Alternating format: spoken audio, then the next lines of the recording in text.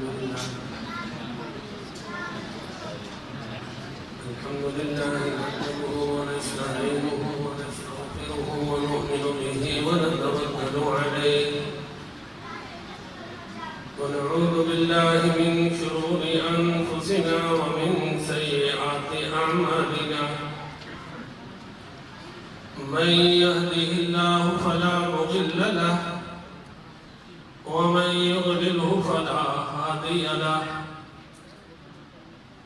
أشهد أن لا إله إلا الله وحده لا شريك له وأشهد أن محمدًا عبده ورسوله أما بعد فأعوذ بالله من الشيطان الرجيم بسم الله الرحمن الرحيم ألف لام ميم ذلك الكتاب لا ريب فيه هدى للمتقين صدق الله العظيم سبحانك لا علم لنا إلا ما علمتنا إنك أنت العليم الحكيم سبحان ربك رب العزة عما يصفون وسلام على المرسلين والحمد لله رب العالمين. سب حضرات درود شریف پڑھ لیں. اللهم صل على سيدنا ومولانا محمد عبدك ورسولك وصل على المؤمنين والمؤمنات والمسلمين والمسلمات.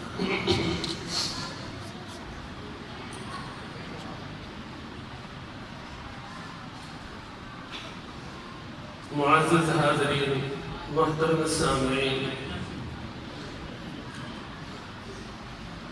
اللہ تبارک و تعالیٰ کا بہت بڑا انعام ہے اور بہت بڑا احسان ہے کہ اللہ پاک نے ہم سب کو اس نورانی روحانی مجلس میں شریک ہونے کی توفیق بخشی. اس تقریب کی نسبت قرآن کریم کی طرف ہے. چند بچوں نے قرآن کریم حفظ کیا ہے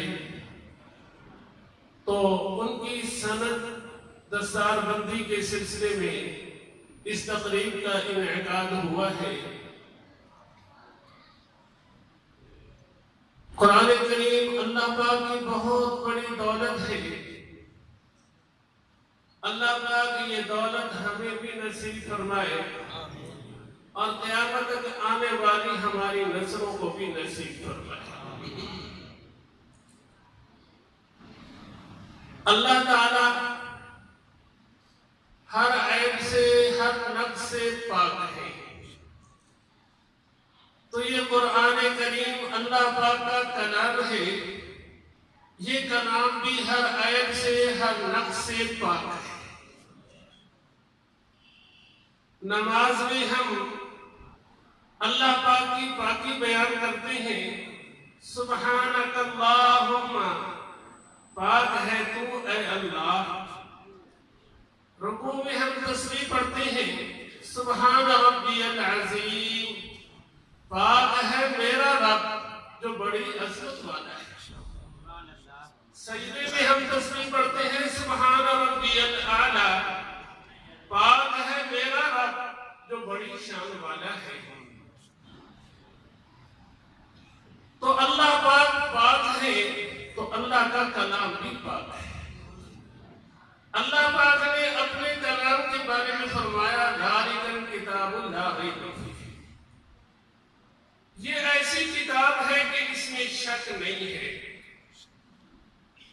پھر اسی پہ بس نہیں، اللہ پاک نے ساری دنیا کے سارے انسانوں کو رہتی دنیا تک چیلنج دیا. وَإِن كُنتُمْ فِي رَيْبٍ مِّمَّا نَزَّلْنَا عَلَىٰ عَبْدِنَا فَأْتُوا بِسُورَةٍ مِّن مِّثْلِهِ وَادْعُوا شُهَدَاءَكُم مِّن دُونِ اللَّهِ إِن كُنتُمْ صَادِقِينَ. اس کتاب میں شک نہیں ہے، اور اگر تمہیں شک ہو تو پھر اس جیسی ایک صورت لے آؤ، اکیلے نہیں، اپنے سارے مددگاروں کو بلا لو، جمع کر لو، ایڑی چوٹی کا زور لگا لو، اس جیسی ایک صورت لے آؤ۔ پھر آگے فرمایا فَإِن لَمْ تَفْعَلُوا وَلَمْ تَفْعَلُوا، اللہ پاک فرماتے ہیں تم ہرگز لا ہی نہیں سکتے۔ پھر اگر تم نہ لا سکو تو پھر اس آگ سے اپنے آپ کو بچاؤ جس آگ کا ایندھن انسان اور پتھر ہے، جو کافروں کے لیے تیار کی گئی ہے۔ نبی کریم صلی اللہ علیہ وسلم نے قرآن کریم کی سورتوں میں سے سب سے چھوٹی سورت اِنَّا أَعْطَيْنَاكَ الْكَوْثَرَ فَصَلِّ لِرَبِّكَ وَانْحَرْ إِنَّ شَانِئَكَ هُوَ الْأَبْتَرُ، یہ سورت دکھوائی اور بیت اللہ پہ عریضہ کر دی۔ یہ گویا کہ دنیا کو چیلنج تھا کہ اس جیسا کلام بنا کر لاؤ، اور وہ لوگ اس بات کو سمجھتے تھے کہ جو چیز یہاں لگائی جاتی ہے وہ دنیا کو چیلنج کیا جاتا ہے کہ اس کی مثل لاؤ، اس کی نظیر لاؤ۔ یہ لوگ فصیح و بلیغ تھے، عرب تھے، شاعر تھے، انہوں نے اس کی مثل بنانا چاہا، سوچا، لیکن نہ بنا سکے۔ ان کا ایک بوڑھا استاد پہاڑوں میں رہتا تھا، یہ اس کے پاس گئے اور اس سے جا کر کہا کہ بیت اللہ میں کچھ لکھا ہوا ہے اور اس کا جواب ہم سے نہیں بن رہا۔ پہلے تو اس نے ڈانٹا کہ تم نے مجھ سے تربیت لی، سیکھا، اور تم اس کا جواب بھی نہیں بنا سکے۔ انہوں نے کہا کہ ہم سے نہیں بنا۔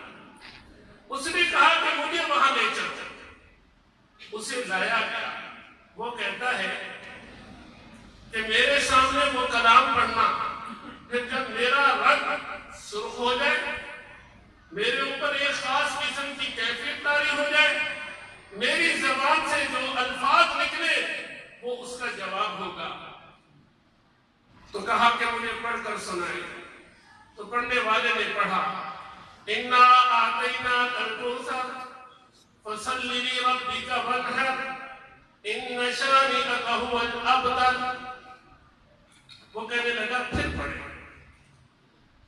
پڑھنے والے نے پھر پڑھا، اس کی زبان سے یہ جملہ نکلا مَا هَذَا قَوْلَ الْبَشَرِ، کہ یہ انسان کا کلام ہے ہی نہیں۔ مطلب یہ ہے کہ مقابلہ تو ہوتا ہے انسان کے کلام کا، یہ انسان کا کلام نہیں، یہ تو اللہ کا کلام ہے، اس کا مقابلہ ہو ہی نہیں سکتا۔ تو یہ وہ کتاب ہے جس میں شک نہیں ہے۔ قرآن سیکھنے کے کتنا اجر ملتا ہے، کتنا ثواب ملتا ہے۔ ایک حدیث نبی کریم صلی اللہ علیہ وسلم نے حضرت ابو ذر رضی اللہ تعالی عنہ سے فرمایا کہ تو صبح اس طرح کر کہ قرآن کریم کی ایک آیت سیکھ لے۔ ایک آیت کا سیکھ لینا تیرے لیے 100 رکعت نفل پڑھنے سے بہتر ہے۔ اور فرمایا علم کا ایک باب سیکھ لے، خواہ اس پر عمل ہو یا نہ ہو، ایک علم کا ایک باب سیکھ لینا تیرے لیے 1000 رکعت نفل پڑھنے سے بہتر ہے۔ اب ایک آیت سیکھنے کا اتنا اجر و ثواب کہ 100 رکعت سے بہتر، تو جن بچوں نے پورا قرآن سیکھا ہے انہیں اس کا کتنا اجر و ثواب ملے گا۔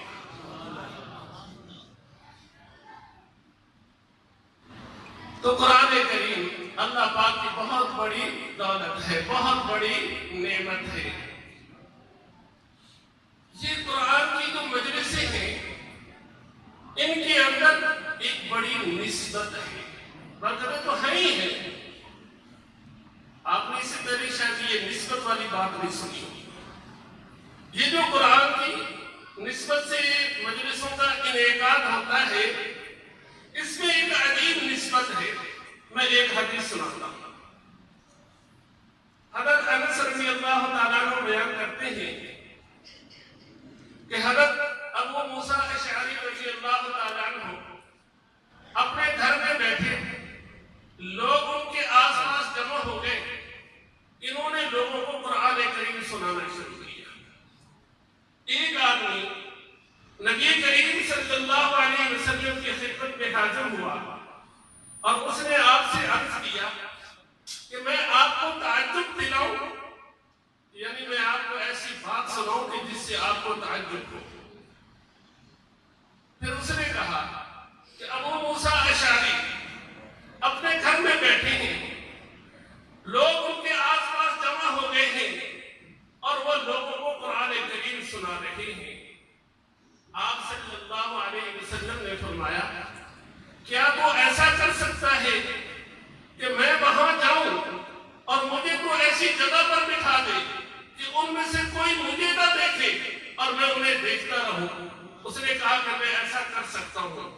آپ صلی اللہ علیہ وسلم وہاں تشریف لے گئے، اس نے آپ کو ایسی جگہ بٹھایا کہ ان میں سے کوئی آپ کو نہیں دیکھ رہا تھا، آپ انہیں دیکھ رہے تھے۔ ابو موسیٰ اشعری کا قرآن لوگ بھی سن رہے تھے، اللہ کے نبی بھی سن رہے تھے۔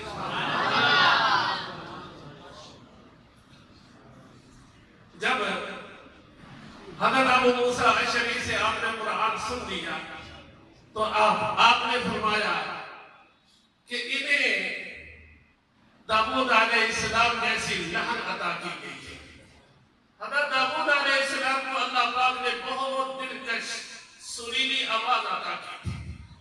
کیسی سریلی آواز عطا کی تھی؟ انسان تو رہے انسان، ہوا میں اڑتے پرندے رک جاتے تھے، روایات میں یہ بات موجود ہے۔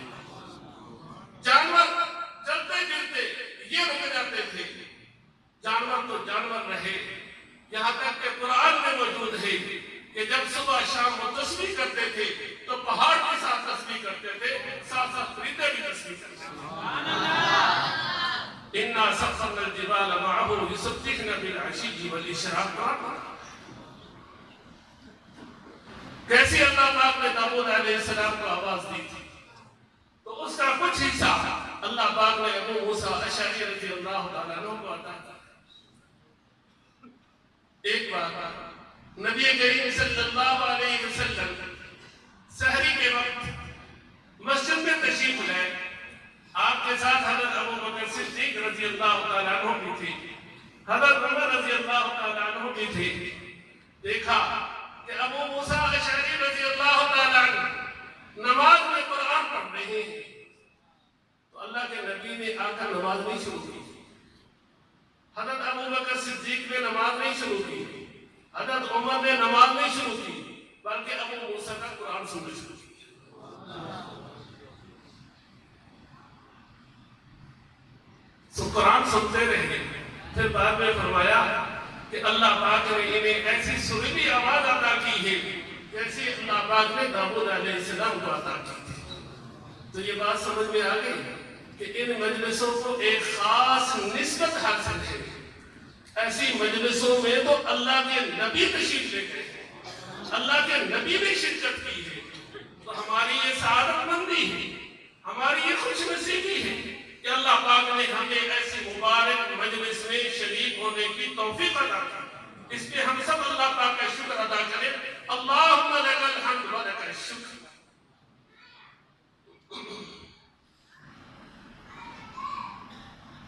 یہ زمانہ تجارت کے عروج کا ہے۔ موجودہ زمانے میں تجارت اپنی انتہاؤں کو پہنچ رہی ہے۔ تجارت ہر زمانے میں رہی ہے۔ کسی کی تجارت اپنی بستی تک، اپنے شہر تک، کسی کی دوسرے شہر تک، اور کسی کی دوسرے ملکوں تک، کسی کی چھوٹی تجارت، کسی کی درمیانی تجارت، کسی کی بڑی تجارت۔ جیسا بھی کوئی تاجر ہے اسے نقصان کا، خسارے کا ہر وقت کھٹکا لگا رہتا ہے، نہ جانے کس وقت صورت بدل جائے، نقصان ہو جائے۔ لیکن ایک تجارت قرآن میں بیان کی گئی، قرآن میں بیان کی گئی وہ ایسی تجارت ہے جو لوگوں سے نہیں اللہ سے ہے۔ کچھ حضرات کی توجہ نہیں ہے، اگر ہو جائے تو اچھی بات ہے، آپ لوگوں کو بات سمجھ میں آ جائے گی، توجہ سے سنیں گے تو سمجھ میں آئے گی، مقدمہ نہیں آ سکتے۔ تو میں بات کر رہا تھا کہ ایک تجارت قرآن میں اللہ پاک نے بیان کی ہے، اور وہ تجارت لوگوں سے نہیں اللہ سے، اور وہ ایسی تجارت ہے کہ اس میں کوئی نقصان نہیں، اس میں کوئی خسارہ نہیں۔ وہ تجارت کیا ہے؟ نمبر 1 اللہ کی کتاب کی تلاوت، نمبر 2 نماز کا ادا کرنا، نمبر 3 اللہ کے دیے ہوئے میں سے اللہ کے راستے میں خرچ کرنا۔ یہ 3 کا اللہ کی کتاب کی تلاوت، نماز کا ادا کرنا اور اللہ کے دیے ہوئے میں سے اللہ کے راستے میں خرچ کرنا۔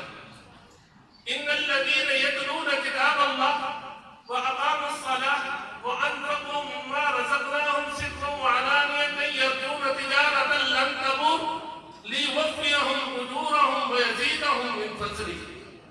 جو اللہ پاک سے تجارت کرے گا، اس تجارت میں کوئی نقصان ہے نہیں ہے، کوئی خسارہ نہیں ہے، ليوفيهم اجورهم، اللہ پاک اس کا پورا بدلہ عطا فرمائیں گے، ويزيدهم من فضله، صرف پورا بدلہ نہیں، اپنے فضل سے زیادہ عطا کریں گے، کسی کو 10 گنا عطا کریں گے، کسی کو 70 گنا عطا کریں گے، کسی کو 700 گنا عطا کریں گے، کسی کو 700 گنا سے بھی زیادہ عطا کریں گے۔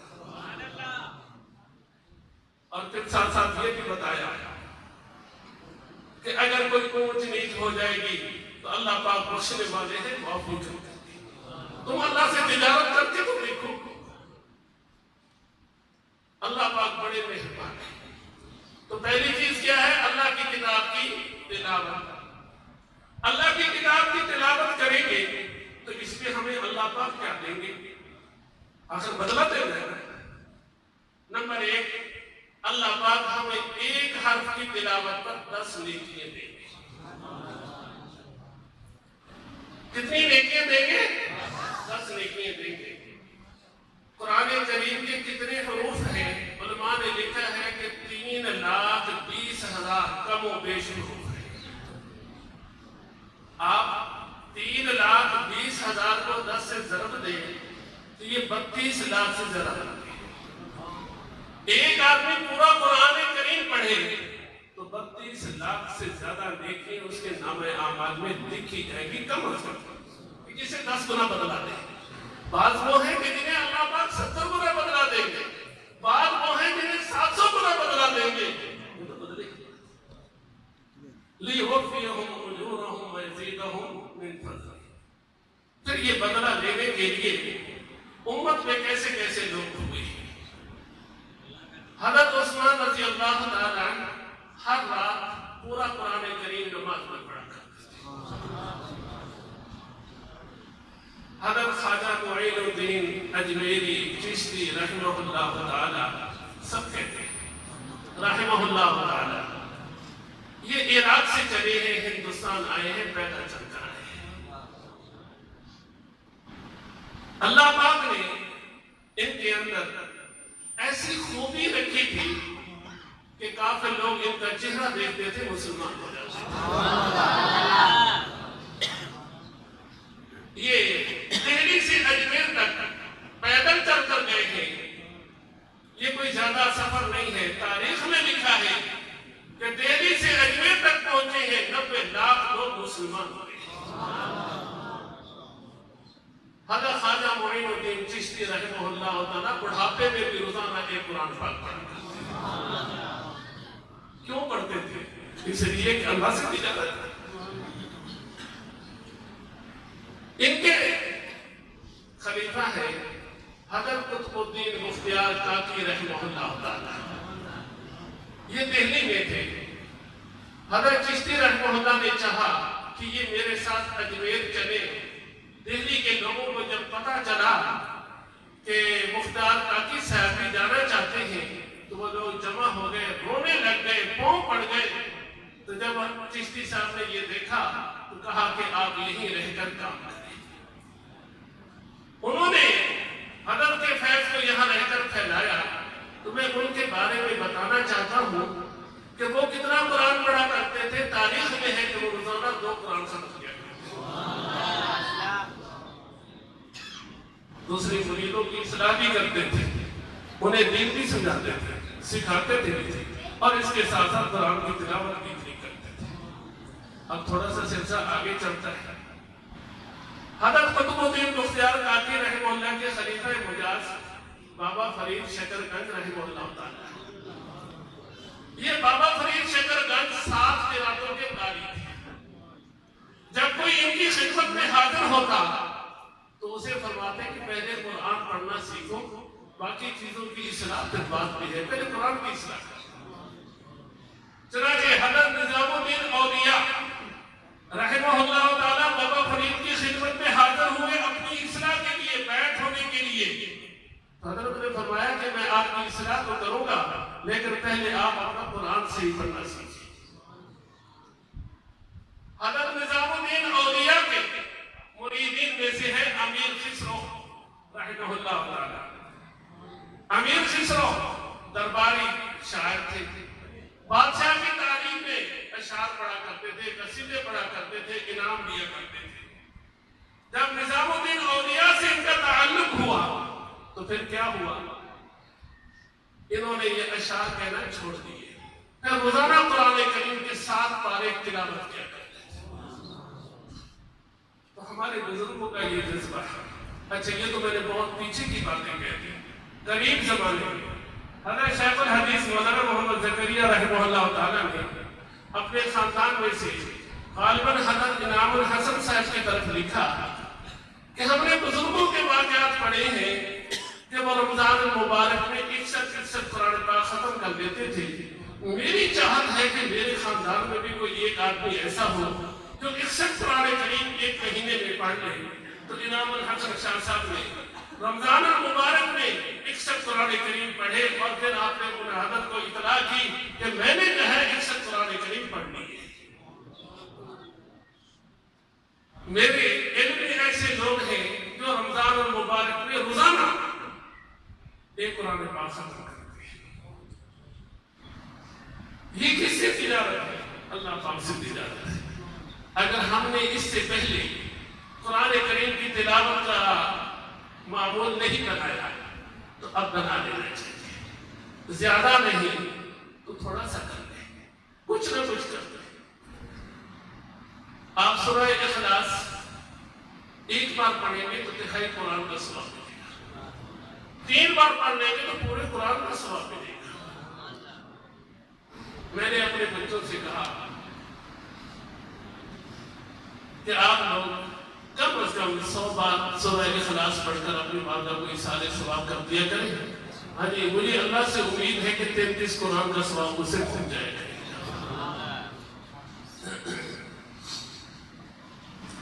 تو بات چل رہی تھی کہ قرآن کریم پڑھنے پہ اللہ پاک کیا عطا کرتے ہیں؟ ایک حرف پڑھنے پہ کم از کم 10 نیکی عطا کرتے ہیں. اور کیا عطا کرتے ہیں؟ اللہ پاک شفا عطا کرتے ہیں. وَنُنَزِّلُ مِنَ الْقُرْآنِ مَا هُوَ شِفَاءٌ, اللہ پاک فرماتے ہیں کہ ہم نے قرآن کو شفا بنا کر اتارا ہے. بیماریاں 2 طرح کی ہیں, ظاہری بیماری بھی ہوتی ہے, باطنی بیماری بھی ہوتی ہے. ظاہری اور باطنی بیماریوں میں بڑا فرق ہے. ظاہری بیماری مانگنا نہیں چاہیے, اگر آ جائے آدمی صبر کرے اس پہ اجر ملتا ہے. یہاں تک حدیث میں ہے اگر کسی کو بخار ہو جائے تو ایسا ہے جیسے کسی دھات کو آگ میں ڈال کر میل کو چین سے صاف کر دیا جاتا ہے.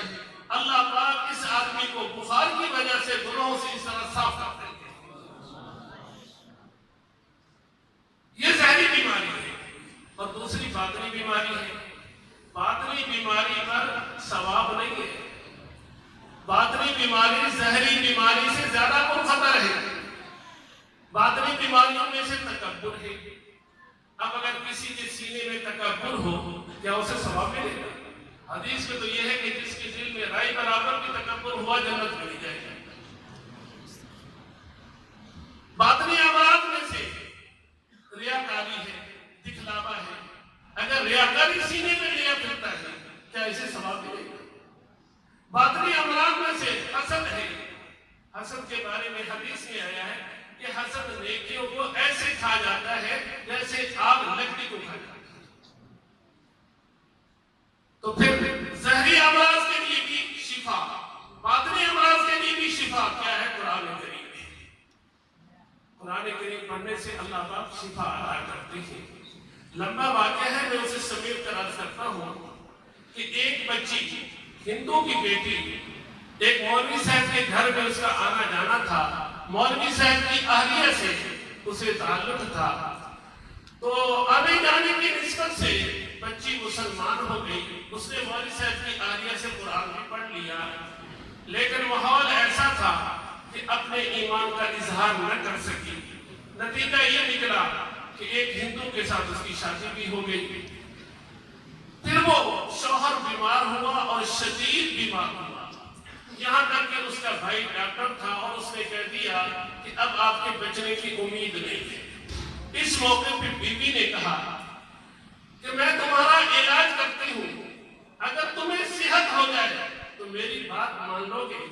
اس نے کہا کہ اس سے بڑھ کر اور کیا چاہیے کہ آدمی کو صحت مل جائے۔ تو اس خاتون نے روزانہ سورہ الم نشرح پڑھ کر اس پہ دم کرنا شروع کیا۔ پہلا ہفتہ دم کیا تو اس کی اتنی طبیعت بہتر ہو گئی کہ گھر میں چلنے پھرنے لگا۔ دوسرا ہفتہ آیا، اتنی صحت بہتر ہو گئی کہ محلے میں چلنا پھرنا اس نے شروع کیا۔ تیسرا ہفتہ آیا تو اس نے اس سے بھی باہر آنا جانا شروع کیا۔ چوتھے ہفتے میں کاروبار کے لیے بیٹھ گئے۔ اب اس خاتون نے کہا کہ آپ نے مجھ سے وعدہ کیا تھا، وہ وعدہ پورا کرو۔ اس نے پوچھا کیا؟ تو لڑکی نے بتایا کہ میں مسلمان ہوں، تو بھی مسلمان ہوں۔ ایک مرتبہ تو وہ ہل گیا، لیکن پھر وہ کیا کہتا ہے کہ میں نے تجھ سے وعدہ کیا۔ اس نے بتایا کہ میں نے جو تیرا علاج کیا ہے یہ اللہ کے کلام سے کیا ہے۔ تو اس نے کلمہ پڑھا، وہ بھی مسلمان ہو۔ تمہارے نزل من القرآن ما ہوا شفا، اس بیمار کو ظاہری بیماری سے بھی شفا مل گئی، باطنی بیماری سے بھی شفا مل گئی، کفر سے شرک سے بھی شفا مل گئی۔ اللہ پاک نے قرآن کو کیا کیا ہے؟ شفا بنایا ہے۔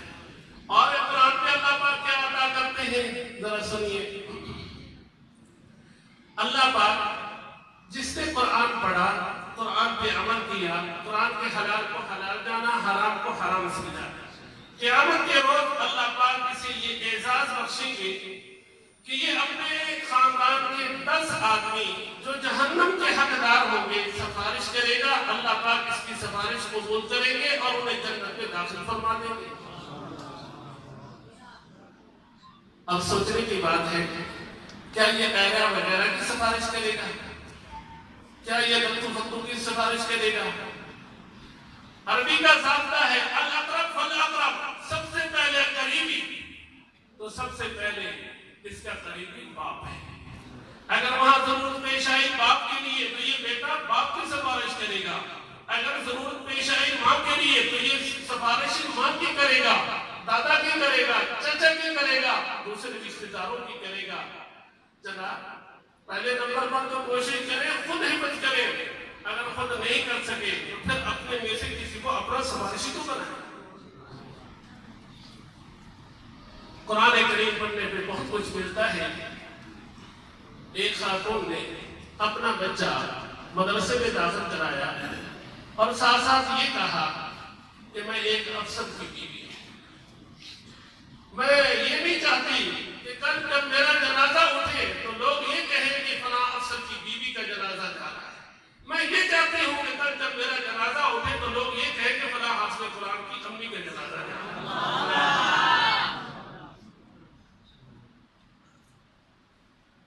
ایک آدمی مغیرہ بن حبیب رحمہ اللہ تعالی کہ روزانہ قبرستان جاتے ہیں اور ایک قبر سے انہیں خوشبو محسوس ہوتی ہے۔ انہیں اس پہ تعجب ہوا کہ یہ خوشبو کس وجہ سے ہے، کیسے ہے؟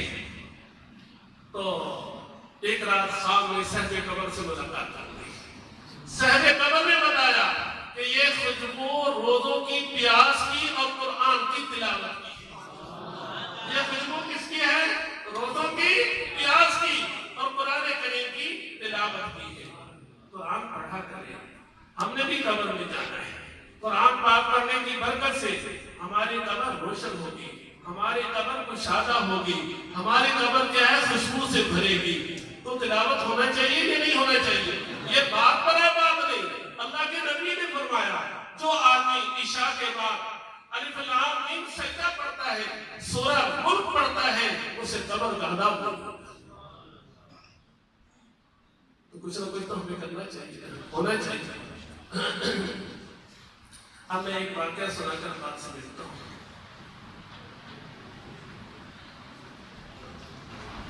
یہ واقعہ میں نے شاہ صاحب کے گاؤں میں بھی سنایا.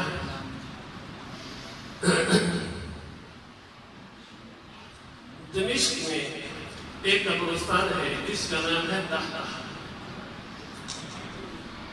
اہل علاقہ کے لیے جتنا دمشق معروف و مشہور ہے وہ قبرستان بھی اتنا ہی معروف و مشہور ہے.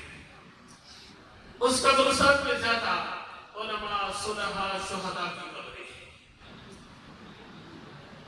تو یہ واقعہ بیان کرنے والا ہشام برہانی ہے اور اس نے اپنے دادا سعد برہانی کے زمانے کا واقعہ بیان کیا ہے. واقعہ یہ ہے کہ ایک آدمی قبریں بنایا کرتا تھا, قبریں کھودا کرتا تھا. اس کا نام عبد الرحمن حفار. حفار کا معنی کھودنے والا, بہت زیادہ قبریں کھودنے والا. تو ہشام برہانی بیان کرتے ہیں کہ ایک خاتون عبد الرحمن کے پاس گئی جو قبریں بنایا کرتا تھا. اسے جا کر پیسے دیے, قبر کی اجرت دی کہ ایک قبر بنا دے. اس نے اجرت لے لی, قبر بنا دی. کچھ دیر کے بعد لوگ ایک میت لے کر آئے جس کے ساتھ لوگ زیادہ نہیں تھے. اس میت کو قبر میں اتارنے کے لیے لوگوں نے کسی عبد الرحمن سے کہا کہ آپ اتار. اس نے میت کو قبر میں اتارا تو جیسے قبر میں میت کو رکھا بے ہوش ہو گیا. لوگوں نے پانی میں چھینٹے ڈالے, ہوش آ گیا. کسی نے غریب سے نہیں پوچھا کہ تو بے ہوش کیوں ہوا. قبر تیار ہو گئی. کچھ مہینے گزرے, پھر وہی خاتون اسی آدمی کے پاس آئی اور آ کر کہا کہ یہ اجرت لینے ایک قبر بنا دی. اس نے پھر قبر تیار کر دی. پھر ایک میت کو لایا گیا اور اسے کہا گیا کہ اسے قبر میں اتارو. اس نے اس میت کو قبر میں اتارا. اس وقت بے ہوش نہیں ہوا. قبر بند کرنے کے بعد لوگ جب جانے لگے تو اس نے عورت کا پتہ پوچھا اور یہ اس عورت کے پاس پہنچا.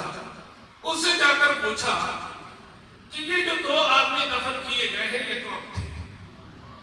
اس خاتون نے کہا کہ تم کیوں پوچھتا ہے؟ اس نے کہا کہ میں نے ایک بہت بڑی چیز دیکھی ہے, میں اس لیے پوچھنے آیا. خاتون نے کہا کیا دیکھا؟ اس نے کہا کہ جب میں نے پہلی میت قبر میں رکھی تو قبر جو ہے وہ جنت کا باغ بن گئی. میں اسے دیکھ کر برداشت نہیں کر سکا, بے ہوش ہو گیا. جب میں نے دوسری میت کو قبر میں رکھا تو میں نے چونکہ یہ منظر پہلے دیکھا ہوا تھا, قبر اس بار بھی جنت کا باغ بن گئی لیکن میں بے ہوش نہیں ہوا. اب میں پوچھنے آیا ہوں کہ یہ کون لوگ تھے. تو اس عورت نے بتایا کہ یہ دونوں میرے بیٹے تھے. پہلا میرا بیٹا جو ہے وہ علم دین حاصل کر رہا تھا, دوران تعلیم اس کا انتقال ہو گیا. اللہ پاک نے اس کی قبر کو جنت کا باغ بنا دیا اور دفنانے والے کو دکھا دیا.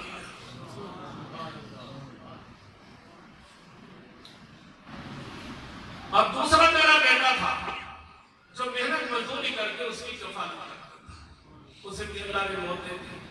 اب ذرا دیکھیے, جو علم دین حاصل کر رہا تھا اللہ پاک نے اسی قبر کو بھی جنت کا باغ بنا دیا, اور جو علم دین حاصل کرنے والے کی کفالت کر رہا تھا اس کی قبر کو بھی اللہ پاک نے جنت کا باغ بنا دیا.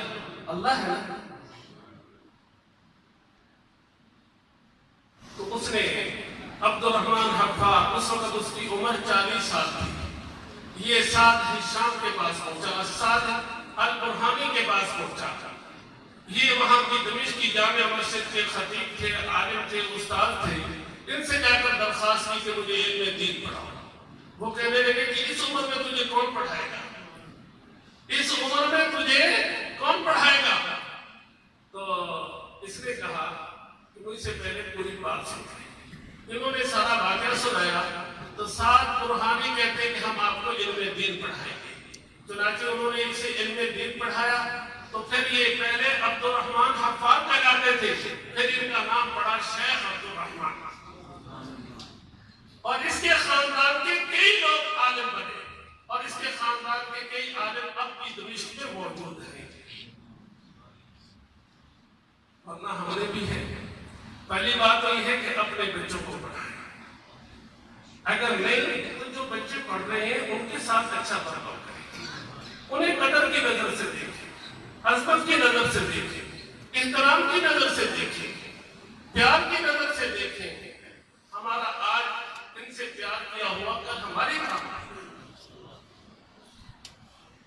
میں نے کہا تو تھا کہ ایک بات ہے، اگر اجازت ہو تو ایک بات اور سنا۔